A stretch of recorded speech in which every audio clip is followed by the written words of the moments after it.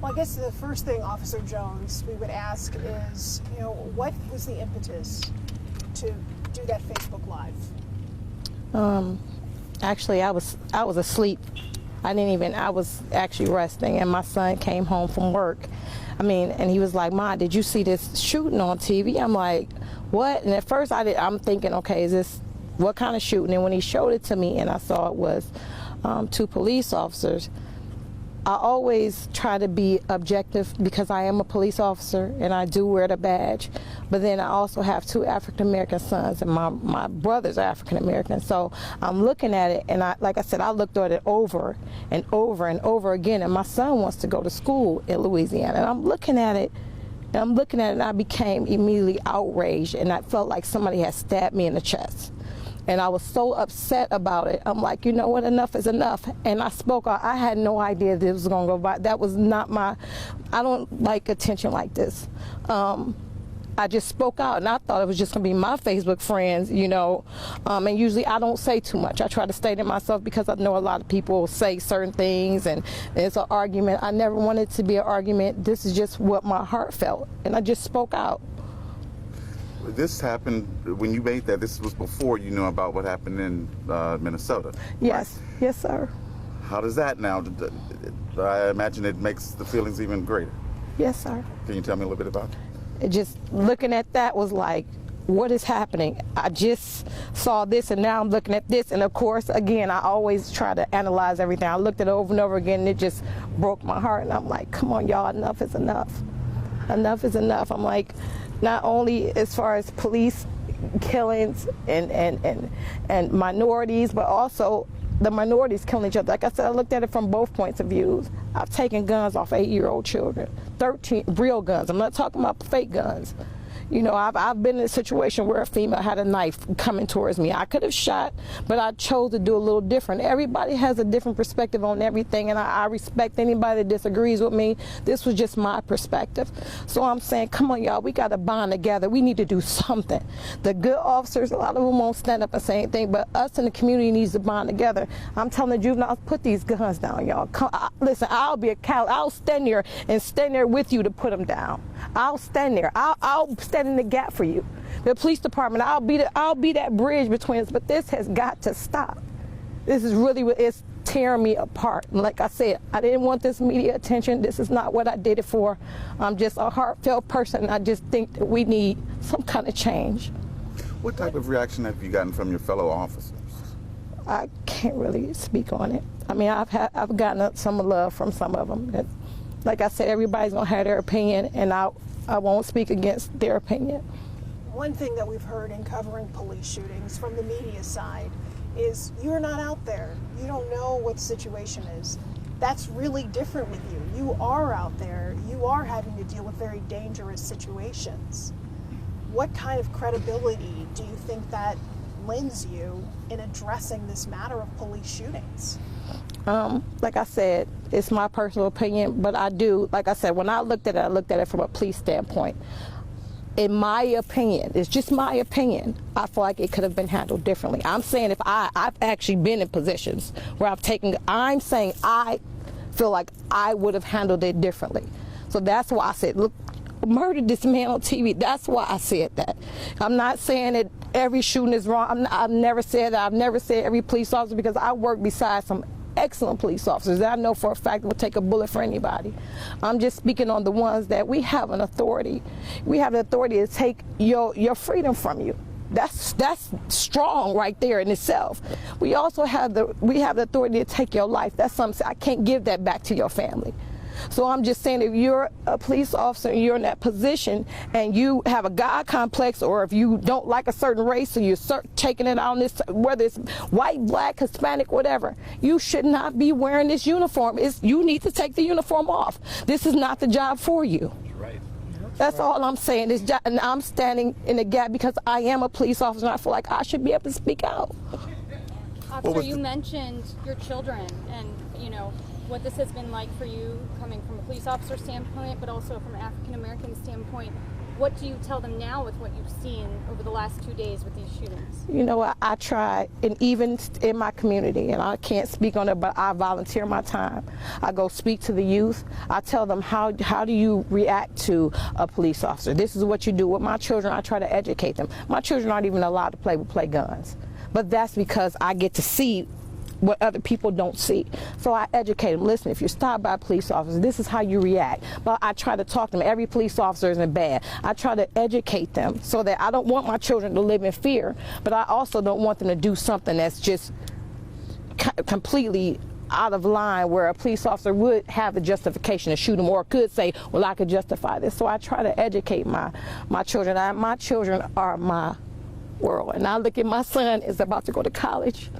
My son is a 4.3 GPA. My son is an amazing man. When I tell you, I'm so proud. He wants to be a neurosurgeon. So I educate him. He's doing very well in the community. But I educate my son, and that's why I said, looking at my son, God, I don't want that to happen to my son. So that's why I was really compassionate to speak. My son's about to leave me. He's going out of state. So that's why. So what will it take to, in your opinion, to lessen or stop these police shootings? I think the community needs to band together, honestly. I think the community needs to sit down, and everybody needs to have an open mind. Nobody needs to go in judgmental. If we can get everybody on an open platform and say, hey, listen to our side. I'm talking about the good police officers. I'm not talking about all that crazy, and I'm not talking about people that want to break the law. You have your people that this is just who they are. I'm talking about people that are saying we want to change in the community, period. If we can all sit down on a platform and hear each other. We don't hear each other. Everybody wants to point the finger. You know, well, your cops are bad here. Well, y'all shooting each other. No, everybody needs to sit down and say, what can we do to bridge the gap between the police department and the community? I think that's the first step. When you look at police shootings, and I mean, of course, you're seeing a variety of them.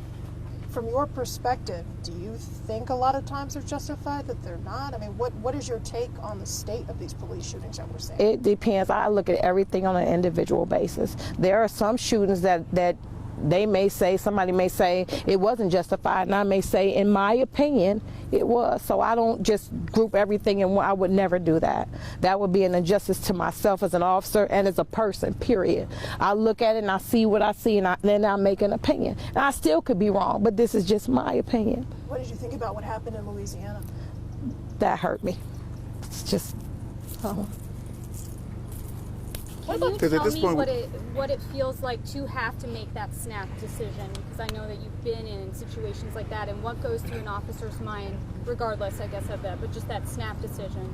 It's extremely hard, and people don't understand that most jobs, you make a mistake, you can go back and cover it up. You can go back and fix it, and it's fine. We have a split second to make a decision, a life or death situation. Do I think most officers out there, oh, I'm coming to work to kill? No. But in that snap, it's just a quick second. Do you shoot or you don't shoot? It's like, oh my God, and you like, okay, if I make the wrong decision, I may not go home to my family. You know what I'm saying? If I make the wrong, what if this person really doesn't have a gun? Oh my God, how can I? And me being a police officer, I'm telling you, if I shot and killed an unarmed person and later on, it would mess me up. It would tear me up inside. Like I said, I became a police officer to make a difference, and I do it every day. I do it with integrity and with respect. Period. That's why I put on a uniform, and any time that I feel like I can't do it that way, I will take that uniform off. You have my word. I will not wear that uniform ever again. How do you talked about good and bad police officers? How do you weed through? How do you determine? And it's hard. You got, in every profession, you have a good police, you have good people, you have bad people in every profession. My thing is just that I feel like even if you don't step up on a platform, you know your officers that are not right. Some officers need to take a stand and pull them to the side and say, listen, that's not acceptable. That's just how I feel. It doesn't have to be in an open media forum. I just like we should all be held accountable for our actions, and sometimes our peers have to be the one that hold us accountable. You have a lot of supporters here on Facebook. We're streaming this on Facebook, but there are also some people who may think that you may be judging what happened in Louisiana before knowing all of the facts. And like I said, it's my opinion. That was my opinion. At that point, looking at it over and over again, that's my opinion. Could I be wrong? Absolutely. I'm not perfect, but I'm telling you from what I saw, from what I got to view at that time, and like I said, I watched it several times over and over for different views like everybody else. That was my opinion. Officer, are you going to face any repercussions from this? I have no idea. I can't comment. So you met with the chief today, but nothing. I can't. Yeah, I can't. Well, what's your greatest concern now? I mean, I see there's someone with security behind you. I don't know if that's just. Oh no, it's just my family member. That's my family. You know what? My concern is that honestly, I'm looking at the Facebook, and I'm being totally honest. Anybody knows me knows I'm a humble person. I've seen people on Facebook say, she arrested me before, but she was fair. That made me feel good. That made me feel like I'm doing what I'm supposed to. If somebody that you arrested said she was fair, that made me feel like, okay, and I get it. I get it. Some people don't like the police because some people just don't like them because of the bad stigma. I get it. But when I saw all the positive things, not only on a police standpoint of, you heard people saying all police aren't bad. That made me feel good because we get a lot of bad stigma. When stuff started hitting the fan, I had people just, I hate y'all, and it hurt me because I'm like, but I'm here to take a bullet for you. But I'm hearing people saying all police officers aren't bad. That made, you know what, I had people on Facebook saying, you know, Officer Jones, I'm ready to put the guns down. That made me feel like this is what I did it for. Officer Jones, one other thing about that, you did talk about the racial components. I mean, you did address that. Do you think about how that impacts people like me, you know, who have brothers who are black, who have fathers who are black, who are concerned? I mean, do you think about that part of it? That in some ways you were speaking on behalf of those people as well? Yes, and that's why I said I didn't try to make a judgment call saying all white people are bad. I would never say that, ever. I'm mixed. I just wouldn't say that because I have some really good friends that are not the same race as me. We're like this. You understand? And I even have supporters that are not the same race as me, and we're like this. So, but my thing is, that's why I address if you are that person. So I don't want anybody to ever think that I'm not racist ever. I'm not that type of person. I treat everybody fair. If you're green, purple, if you're purple, I may be like, okay, you look a little strange, but okay, you're a human being. That's why I said, if you are racist, you have no business working in a community where it's predominantly black. Just like I would tell a black officer, if you're racist against me, you have no business working in a community that's predominantly white because you're not going to have a fair judgment on people. And that's how I feel. You're not going to have that compassion. How can I have compassion for you if I don't like you? You don't have that compassion. And that's what I was saying. The people took it out of context, and that's why I said, if you are prejudiced, take the uniform off, put the hood on. I wasn't being disrespectful. This is just how I would tell a black officer. If a black officer said something disrespectful about a white, I would check them. It's totally out of line. It's wrong for this profession. It's just wrong. Go to another profession. But this is the wrong profession to have that in. That's right. Officer Jones, people want to know, when are you going to get back out on the street? I can't comment. Okay. What's next for you? I'm just go home and be with my family. And I just hope this makes a difference. That's all. Is there anything else you want to add? Thank you for your service, Officer Jones. And pronounce your first name for me. Nakaya. Nakaya. Yes, sir. How long have you been on the Warrensville Police Department? Since 2002. Okay. Officer Jones, you're getting emotional right now. I'm sorry. Why?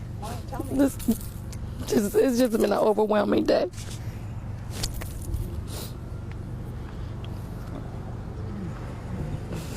Thank you. Thank you. All right, thank you. Thank you, guys. Thank you. Hey, give me your stuff back. Right. It's nice to meet you. I'm Hillary Golson from Channel 3. You are beautiful. Thank Thank you. you. So are you. I was thinking how the light sun's hitting your eyes. Very pretty eyes. I'm actually not sure which one is mine. Nice to meet you. Thank you for your service. Maybe this one? Here. Hey, now, as this story develops, what's the next